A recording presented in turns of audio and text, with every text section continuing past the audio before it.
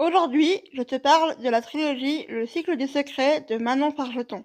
C'est une trilogie de fantasy qui est narrée à la troisième personne du singulier et qui suit plusieurs personnages dont on connaît quand même les pensées, les émotions et dont on a finalement le point de vue. Ça commence quand, suite à un naufrage, Equinox et son équipage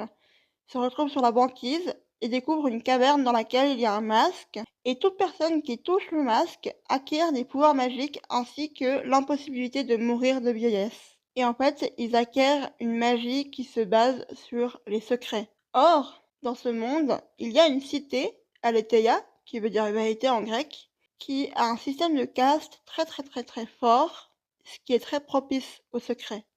Et donc, en gros, plus un secret aurait des conséquences graves s'il venait à être révélé, plus il est puissant pour le mage qui le possède. Sauf que le lectorat sait, en lisant l'histoire, que Equinox, en venant à Aletheia, ne cherche pas la puissance comme fin en soi. Et c'est ce qui rend d'ailleurs ce personnage absolument fascinant à suivre. J'ai adoré cette trilogie, la plume de l'autrice est poétique et efficace. Au-delà des notions de vie privée, de mensonge, de nécessité ou non d'avoir des secrets et d'amour interdite, parce que oui, le mot amour au pluriel est féminin, cette trilogie explore aussi des thématiques plus sociétales,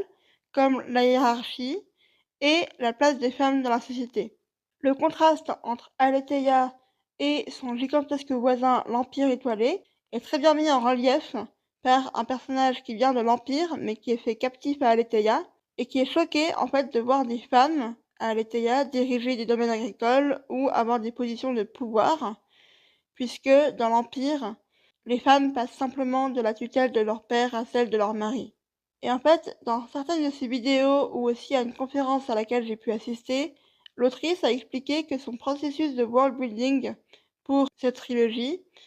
a été non seulement construit suite à un jeu de questions-réponses avec elle-même, où elle n'avait pas toutes les réponses tout de suite, mais elle se posait des questions, et c'est parti en fait du système de magie, où elle s'est imaginé ce système de magie basé sur les secrets, et elle s'est posé la question de quelle société serait la plus propice à ce type de magie. Et donc en gros, quelle société est plus propice au secret qu'une société avec une hiérarchie très rigide et aux interdits très forts entre les différentes catégories sociales. Et si dans cette trilogie il y a peu de personnages qui sont tout noirs ou tout blancs, ça pose la question de savoir, au fond, à qui profite vraiment l'ordre social établi.